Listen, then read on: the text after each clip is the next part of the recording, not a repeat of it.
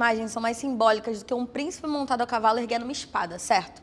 O retrato mais famoso da Independência é uma obra de ficção, inspirada num momento surreal sobre um dos períodos mais marcantes da nossa história, onde nada do que está ali é realmente o que parece. Bem a cara do Brasil.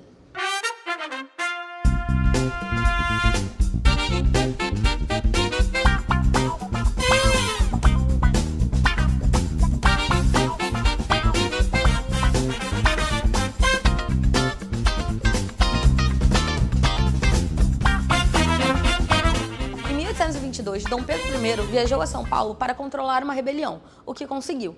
Viajou em seguida de São Paulo a Santos, montado numa mula e acompanhado de dezenas de pessoas. Depois, retornou a São Paulo.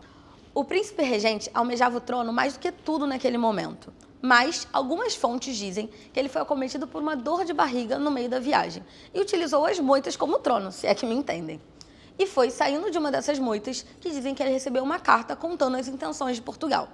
É improvável que ele só tenha tomado ciência disso naquele momento, pois as notícias da Revolução do Porto já tinham chegado por aqui. Foi ali, perto da moita, acompanhado de mulas e guardas, ao lado do Riacho Ipiranga, que Dom Pedro deu o que hoje conhecemos como o Grito da Independência. Mas por que o quadro não retrata esse momento tão importante para a gente de forma mais realista? Então, o Pedro Américo, quando ele trouxe esse quadro a público, foi em 1888, portanto, um ano antes da proclamação da República e no ano da abolição da escravidão, dois fatores determinantes, né, para a queda da monarquia. A abolição da escravidão ela vai ser o retrato de uma crise que já vinha de muito tempo, que inclusive essa crise ela foi instaurada, a gente pode dizer, talvez lá na independência do Brasil. José Bonifácio já tinha apresentado projetos de abolição da escravidão lá na independência e Dom Pedro I não acatou a essas reivindicações. E esse quadro ele vai mostrar para a gente que ele quer dizer alguma coisa, ele quer trazer uma mensagem. E essa mensagem é a exaltação de uma monarquia que está em crise em 1888. Então, esse quadro ele tem a ver muito com essa construção de memória.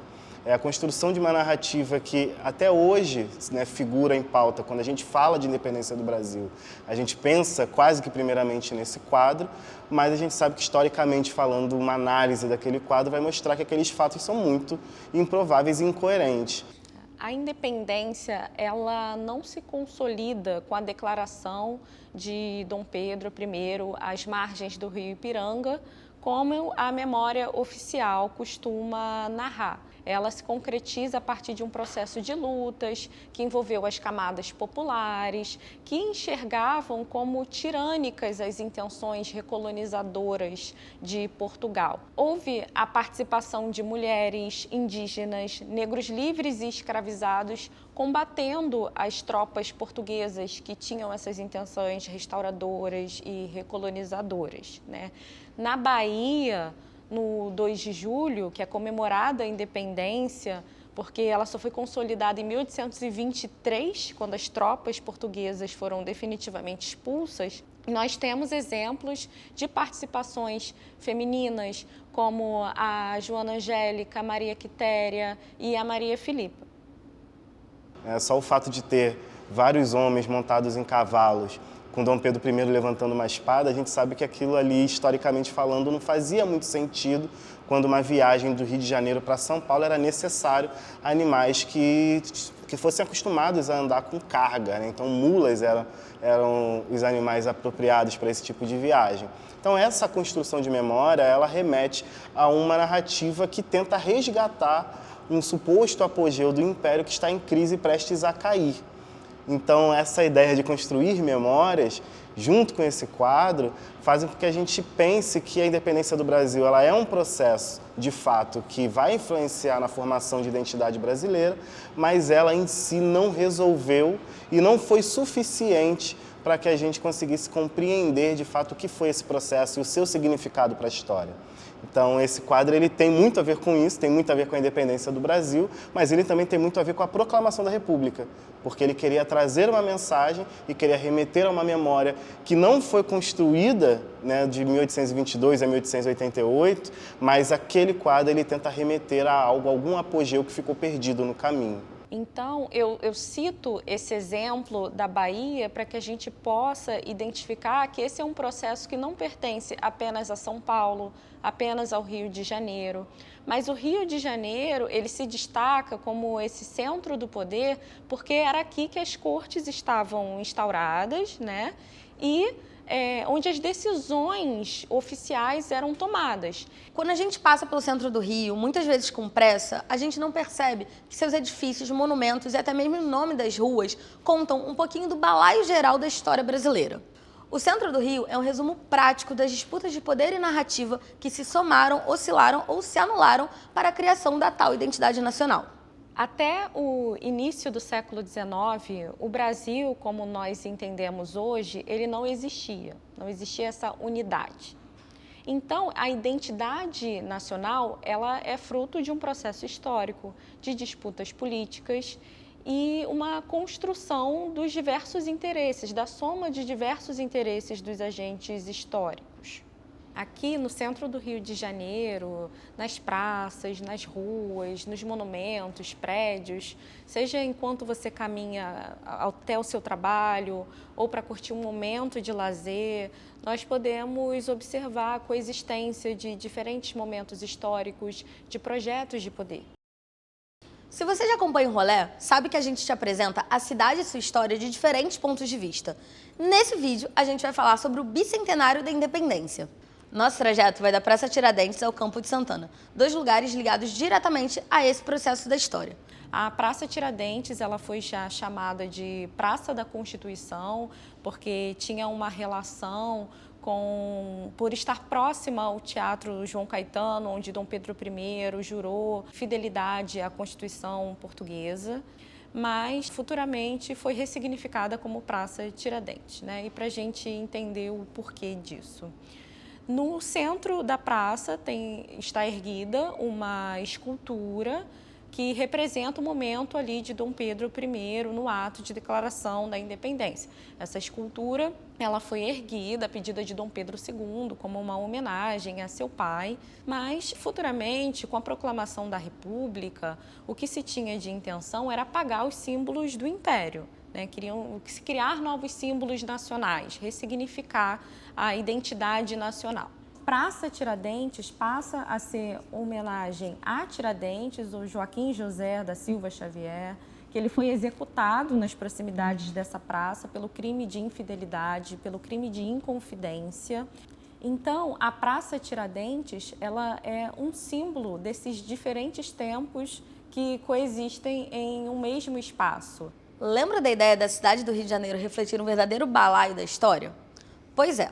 Se a estátua em homenagem ao príncipe está na Praça Tiradentes, é outra praça chamada Praça da República, mas mais conhecida como Campo de Santana, que tem muito mais a ver com esse episódio da independência. Foi lá que Dom Pedro, de volta ao Rio depois do Grito do Ipiranga, foi aclamado imperador do Brasil. A gente vai chegar lá, mas antes vamos pegar alguns atalhos pelas ruas do centro que contam outros olhares sobre essa tal de independência. Saindo da Praça Tiradentes, seguindo o nosso trajeto, a gente chega na Rua Uruguaiana, onde a gente tem a igreja Nossa Senhora do Rosário e São Benedito dos Homens Pretos. Ela foi construída quando a rua ainda se chamava Rua da Vala, né?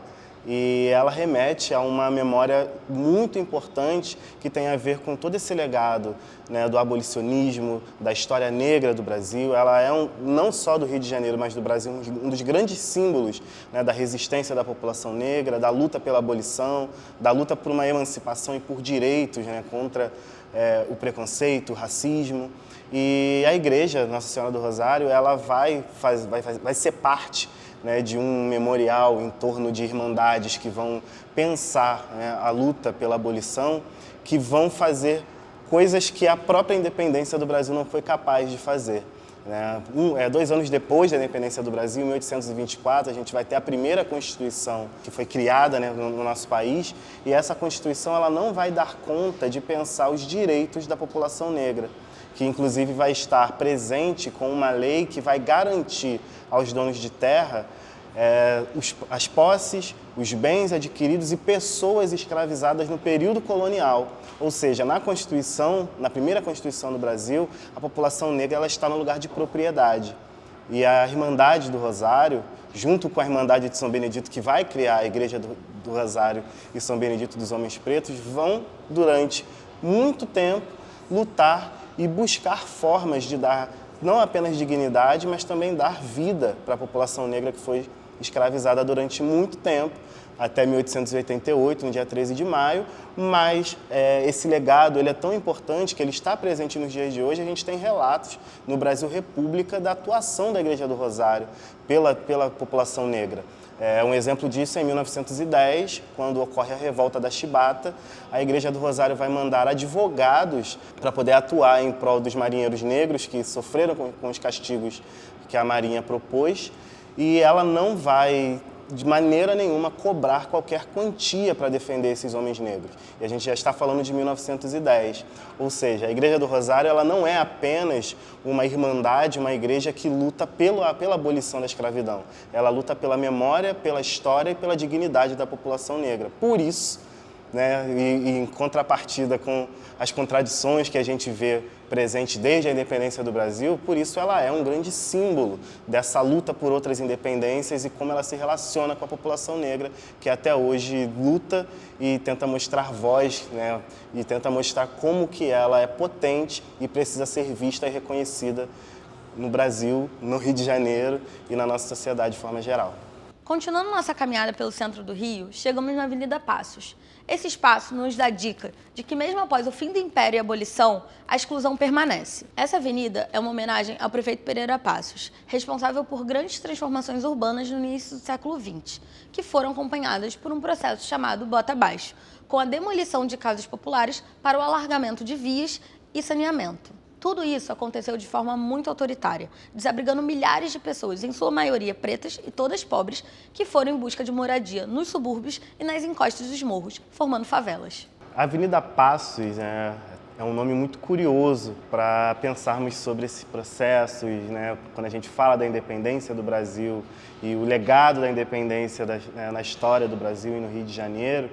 É muito bom para a gente pensar em rupturas, mas principalmente as permanências. Onde é a Avenida Passos, né, hoje é um lugar muito ligado ao comércio, antes de tudo isso, antes desse processo, era um lugar de muitas moradias populares, né, era um lugar que era repleto do que nós chamamos de cortiços, era um lugar repleto que nós chamamos de casarões, de casas compartilhadas, que foram alvos do que a gente chama de bota abaixo, que foi aquele processo de demolição que ocorreu no centro, que fez com que muitas pessoas deixassem de ter suas moradias, ao ponto de ter gente que saía de casa, quando voltava a casa não existia mais. E nesse processo que a gente vai ver uma quantidade muito grande de pessoas que são praticamente expulsas do centro da cidade e vão buscar moradias em outros lugares, né? Dando não exatamente início, mas vai impulsionar em muito o processo que a gente chama de favelização da cidade do Rio de Janeiro. A gente tem relatos de pessoas que subiram os primeiros morros levando escombros das demolições de Pereira Passos para poder construir suas moradias. Então, a Avenida Passos, que hoje é muito ligada ao comércio, tem um trânsito, né, muito grande, ela representa esse legado, ela fala muito sobre essas contradições, porque essa reforma, essa urbanização e modernização da cidade do Rio de Janeiro, ela acontece às custas da dignidade de grande parte do povo. E, como a gente sabe, a maior parte da população que foi atingida e impactada pelas reformas do início do século XX era a população negra, era a população pobre, eram pessoas descendentes de escravizadas, eram pessoas descendentes de imigrantes pobres, e enquanto as elites elas se beneficiaram, né, posteriormente dessas reformas. Então, ela ter um nome de Avenida Passos é muito emblemático quando a gente olha a história por trás do nome e a gente vê uma história repleta dessas contradições. E a gente olha no entorno e a gente vê favelas, a gente vê morros que tiveram início exatamente por conta desse processo de urbanização. A expressão disputa de narrativas está relativamente na moda, mas, falando em história, ela faz bastante sentido. Os próximos pontos desse rolê ostentam monumentos e edificações cheios de carga simbólica. A coexistência espacial de 3 períodos distintos da história do Brasil estão refletidos na Praça do Duque de Caxias, símbolo do Império, na Praça da República, símbolo do rompimento com a coroa, e na Avenida Presidente Vargas, símbolo do rompimento com a Primeira República. O Duque de Caxias, apesar de ser uma figura muito marcante da história imperial, ele representa hoje também um certo tipo de poder, né, de apogeu, de plenitude também da República, porque hoje ele é patrono do Exército e ele é muito importante na história imperial do Brasil, quando ele intervém na Revolta da Balaiada, no Maranhão, né? Então, o Coronel Luiz Alves, ele chega no Maranhão, ele intervém na Balaiada de uma forma muito sanguinária e ele ganha o título de Barão de Caxias. Após o título de Barão de Caxias e outros feitos, ele vai se tornar o Duque de Caxias. E ele, sendo Duque de Caxias, ele vai ter uma participação também muito significativa na Guerra do Paraguai, né? O conflito bélico mais marcante da história do Brasil, onde a gente sabe que o Brasil tem feitos extremamente complicados de se analisar. E o Duque de Caxias, ele vai, durante muito tempo, representar esse poder militar brasileiro, essa figura de poder em relação à coroa, mas também vai se tornar uma figura de poder para a República, ao ponto dele ter essa praça inaugurada, não no período imperial, mas já no período da República. E essa praça ela está de uma forma muito curiosa, situada na frente da Praça da República, no Campo de Santana. Bem atrás da Praça do Duque de Caxias, a gente tem ali a estação da Central do Brasil, que, historicamente falando, também tem toda uma relação com a classe trabalhadora. O trem que vem desde a Baixada Fluminense vai trazendo a classe trabalhadora até o centro da cidade, tendo a última estação, a Central, né, que não passa da Central para a Zona Sul, porque o mundo do trabalho para no centro. A gente vai ter a classe trabalhadora descendo nessa estação e se deparando com um monumento de uma figura poderosa para o poder. Então é muito interessante pensar como o Rio de Janeiro conta histórias diferentes e histórias contraditórias e até antagônicas nas suas esquinas, porque a gente vai ter, cortando a Praça Duque de Caxias e a Praça da República, a Avenida Presidente Vargas, que representa uma ruptura dessa república que remete também a Duque de Caxias como uma figura poderosa. Então, o Duque de Caxias ele é uma figura muito complexa, mas é importante a gente analisar e olhar para essa praça, olhar para essa figura, quando a gente está fazendo um rolê que fala exatamente sobre essas contradições, essas disputas de narrativas. Porque quando a gente fala sobre um povo que está buscando emancipação, está buscando luta por dignidade, luta por direitos, significa que tem alguém que está antagonizando essa luta.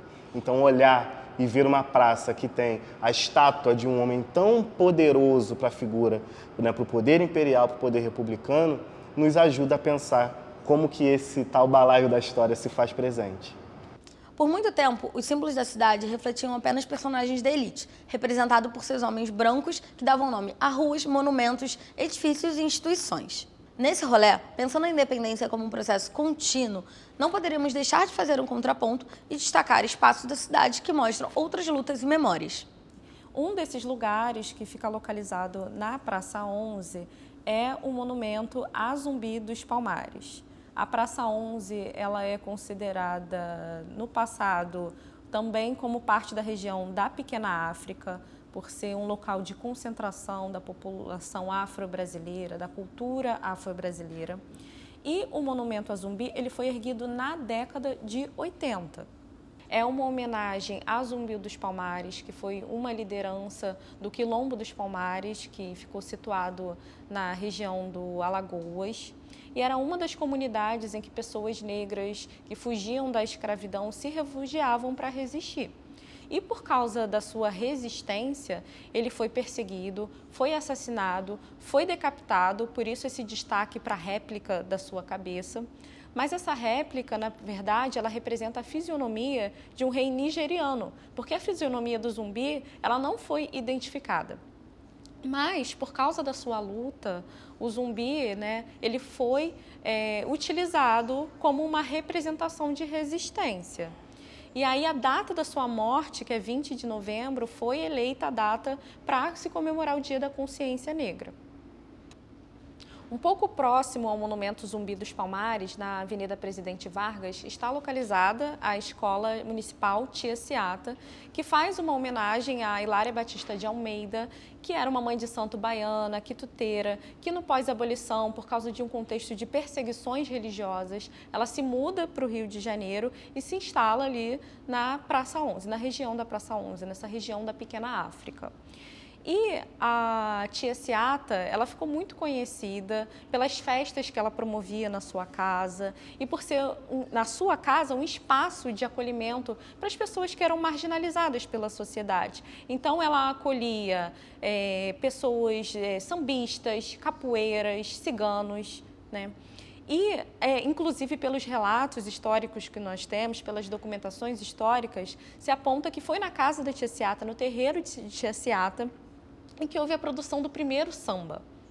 E a Escola Municipal Tia Seata, ela segue essa trajetória histórica de acolhimento, porque a escola ela foi criada na década de 80 como um espaço de acolhimento para as pessoas em vulnerabilidade social, para jovens e adolescentes nessa condição, para receber essa formação educativa.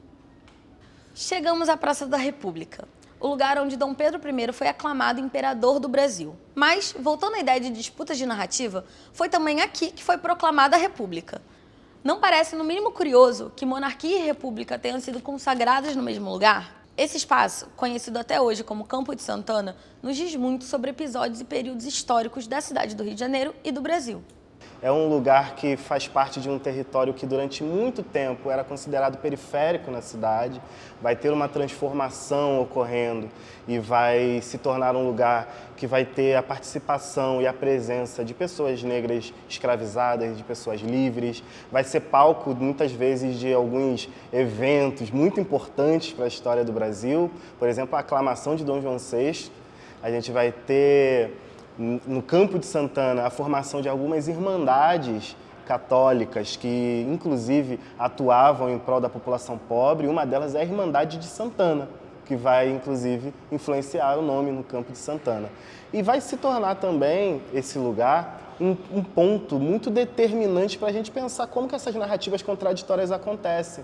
Porque o Campo de Santana vai ser, durante muito tempo, palco de manobras e treinamentos das Forças Armadas do Império e também vai se tornar um lugar onde a República vai ser proclamada. Então, a queda da monarquia e a aclamação da monarquia acontecem no mesmo lugar. E isso é muito contraditório de se pensar. E por isso que a gente escolheu esse lugar para encerrar esse rolê. Porque olhar para a Praça da República e entender que, no momento, Dom João VI, ele é o cara que vai ser aclamado aqui como rei, né? Vai dar, basicamente, uma introdução para esse poder monárquico se tornar algo quase que de dimensão nacional, né? Eu digo quase porque essa ideia de nação ela ainda vai ser desenvolvida no decorrer do tempo, mas a gente vai entender que todo esse território que era colônia vai se tornar território dessa coroa que se instala no Brasil e vai ter aqui no Campo de Santana a sua aclamação sendo pública para a população saber. A gente vai ver também que a República vai dar queda a essa mesma monarquia, nesse mesmo lugar. Essa mudança de nome, né, de Campo de Santana para Praça da República é uma maneira de reconstruir a memória do lugar e de mudar e modificar a forma como a população, como o Brasil, vai encarar o regime político que vai estar dominando naquele momento. Porque a República ela tem como um dos principais, né, fatores para ter o seu início, a crise e a impossibilidade de continuidade da monarquia. Então, a gente encerrar o nosso rolê aqui é simbólico exatamente porque a gente está falando de contradições, a gente está falando de disputa de narrativas, a gente está falando de visões diferentes e a gente encerra num lugar onde a gente vai ter a monarquia sendo exaltada, a participação das camadas populares, a gente vai ter uma presença negra, uma presença escravizada, há relatos históricos de muitas pessoas negras que vinham para cá e dançavam em ritmos, né, oriundos da África, vai ter a presença de muitos negros livres que vinham morar muitas vezes nos arredores da praça e nesse lugar também vai ser proclamada uma república logo após o fim da escravidão, e essa república também vai colocar uma constituição que não vai dar direitos a essa população negra que aqui estava também desconsiderada pela monarquia. Então, pensar todas essas contradições, essas diferentes narrativas, é um ótimo jeito de encerrar um rolê sobre o bicentenário da independência do Brasil. As ruas, praças, monumentos e tudo que há de imagem, som e movimento na cidade são camadas cheias de informação. Mas a principal provocação aqui é: a cidade é um documento vivo da história. Bora dar um rolê pensando nisso?